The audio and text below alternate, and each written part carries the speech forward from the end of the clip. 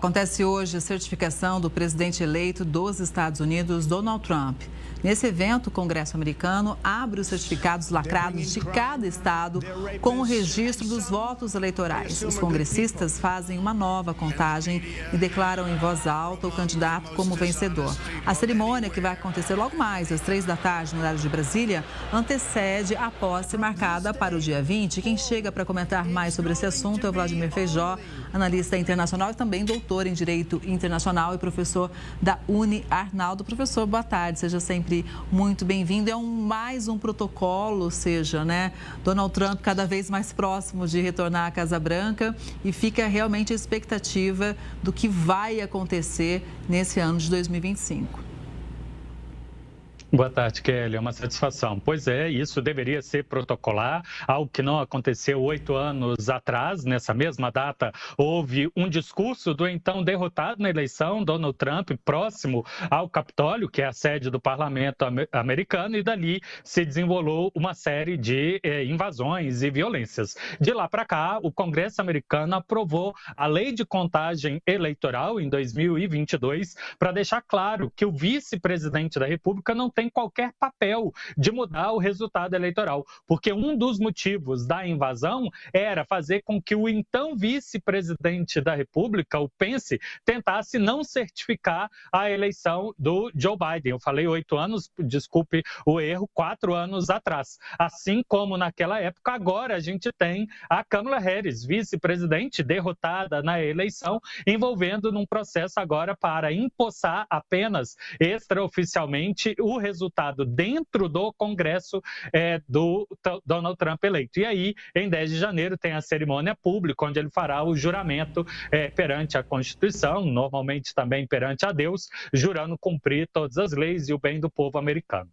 Inclusive, os Estados Unidos estão em luto, né? O ex-presidente Jimmy Carter morreu aos 100 anos. Essas são imagens, inclusive, ao vivo, que você acompanha aqui na Record News. E o fato é que, na posse do Trump, o país ainda vai estar de luto. É isso, professor?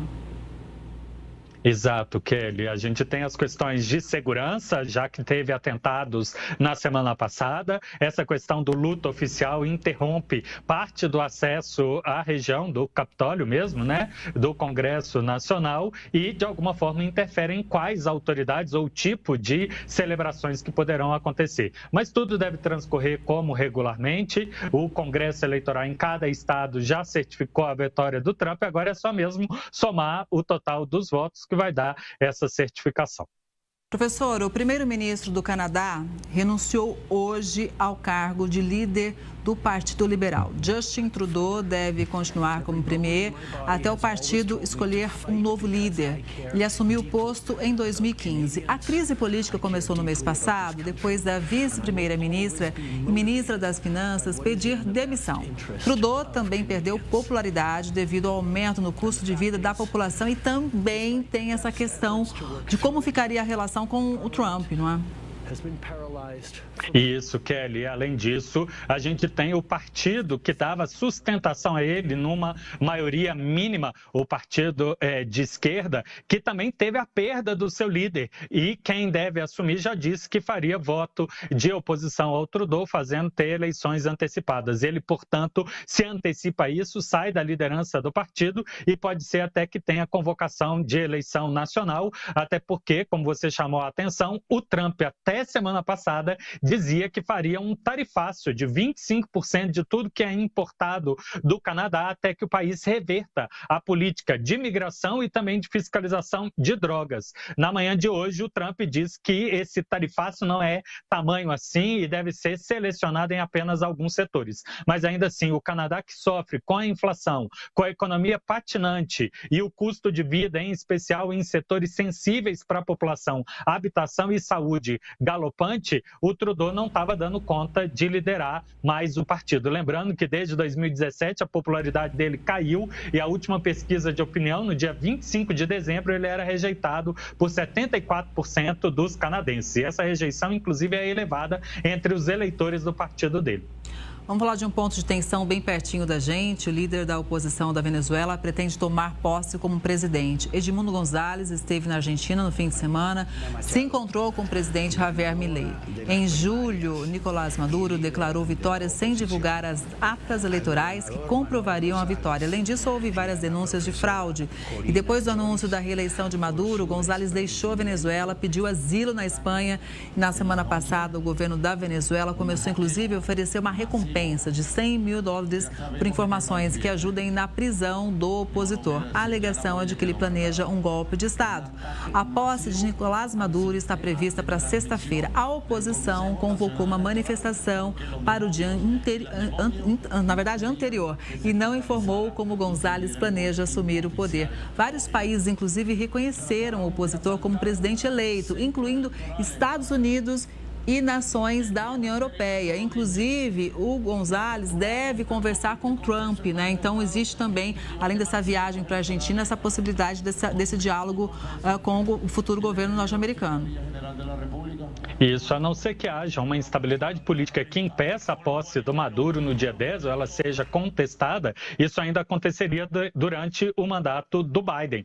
Mas o González conta com o reconhecimento dos Estados Unidos por dois motivos, Kelly. Tanto para não permitir que o governo da Venezuela, sob a liderança do Maduro, administre as reservas do país que estão em bancos internacionais e, portanto, dar uma sobrevida do González tentar funcionar como governo do exílio usando esse dinheiro, como também as sanções econômicas, que eu acredito que, inclusive, se comparado com o Biden, o Trump tem mais interesse de usar essas sanções econômicas, como ele fez no mandato anterior, numa tentativa de fazer pressão internacional e derrubada do governo. Kelly, eu só tenho dúvida se isso vai funcionar, porque países grandes reconheceram o Maduro e podem dar esses o direito econômico à Venezuela se mantiverem o comércio internacional com ele. Eu falo da China e da Rússia, ambos reconheceram a vitória do Maduro e pode ser que furem, digamos assim, uma unanimidade da comunidade internacional na parte de sanções econômicas. A posição do Brasil segue dúbia.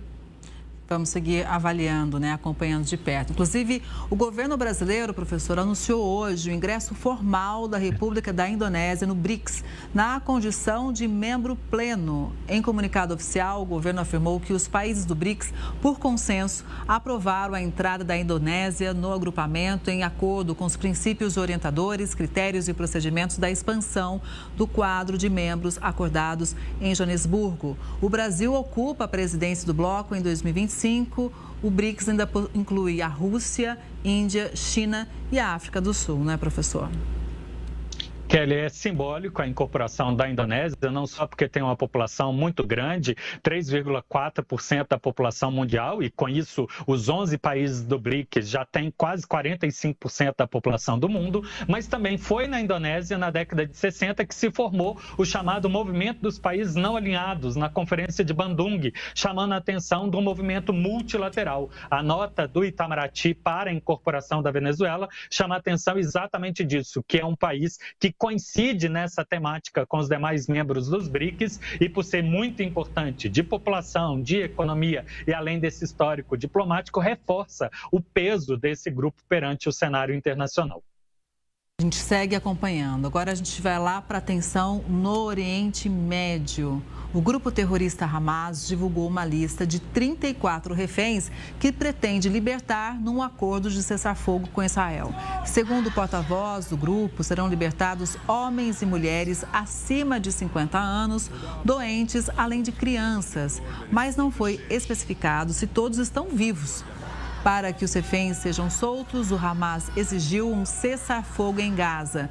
O governo israelense diz que até o momento desconhece essa lista de 34 nomes. Cerca de 100 pessoas sequestradas no dia 7 de outubro de 2023 ainda estão nas mãos dos terroristas. O fato é que é o seguinte, esse é um problema muito grave, a gente vem acompanhando aqui há bastante tempo, um ponto de tensão, um ponto que o primeiro-ministro de Israel, Benjamin Netanyahu, é muito cobrado internamente, não é, professor? Exato, Kelly. Não só pelas famílias que estão angustiadas há ano, né, esperando um posicionamento sobre isso, mas também pelo grande jogo de estabilidade do país. Tem um cessar-fogo que pode cair no Líbano contra o Hezbollah e agora essa pressão para finalmente ver se sai um acordo com o Hamas, assim como de outras vezes em múltiplas etapas, o Hamas agora colocando essa condicionante na mesa, né, parando os conflitos imediatamente. Ele já entrega esse número de pessoas e estaria disposto a negociar outra leva, uma outra sequência de reféns numa etapa seguinte. Agora é aguardar para saber se existe realmente compromisso de Israel em alcançar uma dessas metas do conflito, que é exatamente libertar todos os israelenses e se for o caso, retomar também o corpo daqueles que faleceram. Inclusive, o único cessar-fogo, né? Quando aconteceu o cessar-fogo foi justamente para essa questão dos reféns, libertação de reféns, não foi, professor? Exato, e foi bem sucedido, abriu espaço inclusive para estrangeiros saírem do país. Boa parte das crianças e idosos conseguiu ser recapturado assim, ser liberto assim. O exército de Israel só conseguiu libertar com o emprego do seu exército, né, invadindo locais onde eles estivessem capturados, 5 pessoas. É muito pouco dentro do universo de 200 que foram feitos reféns. Agora a gente fala de um outro ponto que temos acompanhado aqui no Conexão. Os investigadores que tentam prender o ex-presidente da Coreia do Sul pediram uma extensão do mandado contra ele. O pedido de prisão contra Yoon Suk-yeol expirou nesta segunda-feira. Os agentes foram até a residência de Yoon na sexta-feira, mas o Serviço de Segurança do político impediu a prisão. O mandato foi emitido depois que Yoon ignorou 3 intimações para um interrogatório sobre a tentativa frustrada de impor lei marcial no país. Hoje, a agência anticorrupção confirmou que pediu à polícia para assumir os esforços de detenção.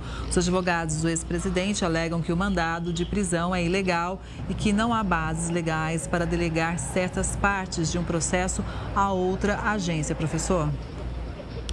Pois é, Kelly, isso é claramente uma crise constitucional. Em tese, uma democracia liberal, o Poder Judiciário é quem aprecia a necessidade ou não de prisão de alguém e, se há questionamento sobre a legalidade, se recorre dessa decisão. Como o presidente está afastado, tem o direito a uma guarda pessoal, o país está nesse impasse. E para não incitar violência, as duas polícias, né, os 2 braços armados, a defesa dele e a polícia que tem que cumprir o mandado de prisão, tem evitado confronto direto e optado pela negociação. Mas, como venceu o mandado de prisão, agora é preciso aguardar uma nova expedição pela Justiça ou então um outro encaminhamento, não sei qual seria, segundo a lei coreana. No caso do Brasil, poderia mudar o tipo de prisão, né, de prisão temporária, cautelar, para prisão preventiva, tudo aí pelos riscos do andamento do processo. Mas essa é uma questão interna da Coreia que a gente acompanha, porque ainda precisamos a nomeação de ministros da Suprema Corte para que a confirmação do impeachment dele possa acontecer.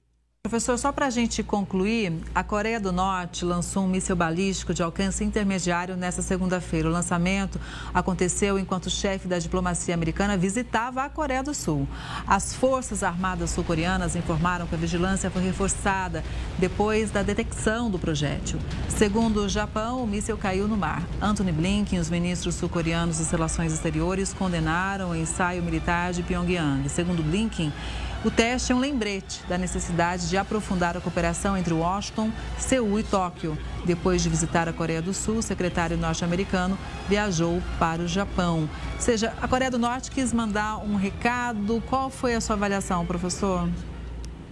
Kelly, não mudou, há esse hábito, sempre que uma autoridade americana importante frequenta um dos países vizinhos à Coreia do Norte, ela usa do seu poderio militar, ou pelo menos da intimidação do seu poderio militar, para dizer internamente que está preparada a resistir ao inimigo, que é os Estados Unidos, que impõe a si uma ameaça existencial, desde lá depois do 11 de setembro, quando o então presidente americano colocou a Coreia do Norte como parte do eixo do mal e que o regime deveria cair. Então, é típico da Coreia do Norte fazer esses exercícios, o que só reforça o argumento americano, como você mesma chamou a atenção, de que é preciso parceria militar para que esses países, Japão e Coreia do Sul, que não são potências nucleares, tenham o apoio de um país que é potência nuclear, evitando assim uma guerra generalizada ou pelo menos um morticínio muito grande se esses mísseis sejam lançados, né, perante o território do Japão ou da Coreia do Sul. Então, só reforça a aliança de um lado e só reforça do outro lado o argumento da Coreia do Norte, que tem que resistir a essa interferência externa. É uma situação muito triste, né, e o mundo fica sempre em soluço, né, segurando a respiração para que nada mais grave aconteça. Pois é, nós estamos sempre analisando, né, situações muito delicadas. A gente vive uma parte da história que realmente vai ser muito estudada no futuro, porque, olha, cada dia Exato. realmente uma notícia diferente. Muito obrigada, viu, professor, pela análise. Uma boa tarde, até a próxima. Boa tarde, Kelly. Bom trabalho, abraço. Igualmente.